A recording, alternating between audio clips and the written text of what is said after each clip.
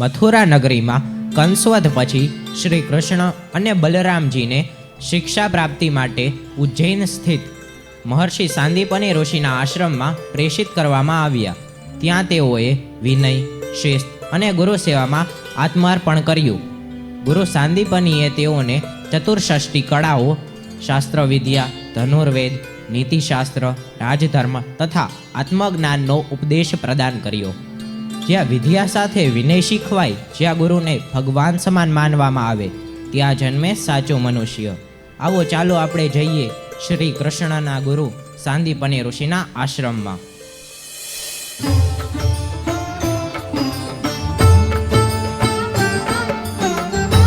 આશ્રમમાં રહેવું સહેલું નથી. રોજ સેવા, શિસ્ત અને અભ્યાસ. પણ સાંદીપની ઋષિ પાસે ભણવું એટલે જીવનનું સૌભાગ્ય.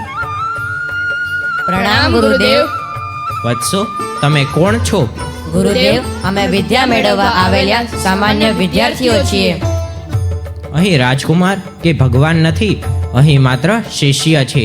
શું તમે સેવા કરવા તૈયાર છો? હા ગુરુદેવ.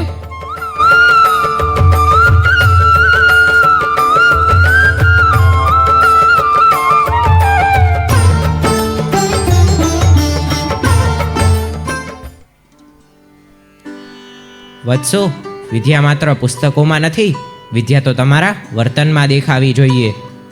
ગુરુદેવ, તો સાચી વિદ્યા શું છે? જે તમને અહંકારથી દૂર કરે અને કરુણા તરફ લઈ જાય, એ વિદ્યા. યાદ રાખજો વત્સો, અગ્નિ જેમ બધું શુદ્ધ કરે છે, એમ સંયમ જીવનને શુદ્ધ કરે છે.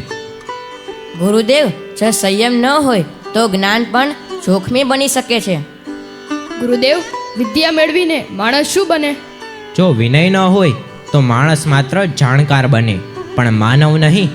હે વત્સો, જ્ઞાન માત્ર ગ્રંથોમાં સીમિત ન હોવું જોઈએ.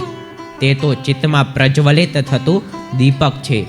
જ્ઞાન સાથે વિનય ન હોય તો તે અહંકારમાં પરિવર્તિત થાય છે. વિદ્યા એ નમ્રતા, સેવા અને કરુણાથી જ શોભે છે.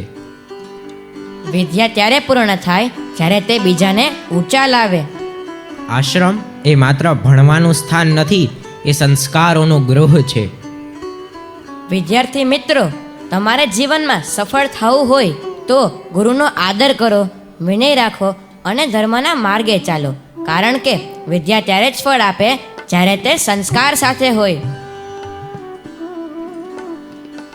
દીક્ષા સમાપ્તિ પછી મહર્ષિ સાંદીપનીએ શ્રી કૃષ્ણને જીવન માર્ગ માટે ગૂઢ અને શાશ્વત ઉપદેશો પ્રદાન કર્યા.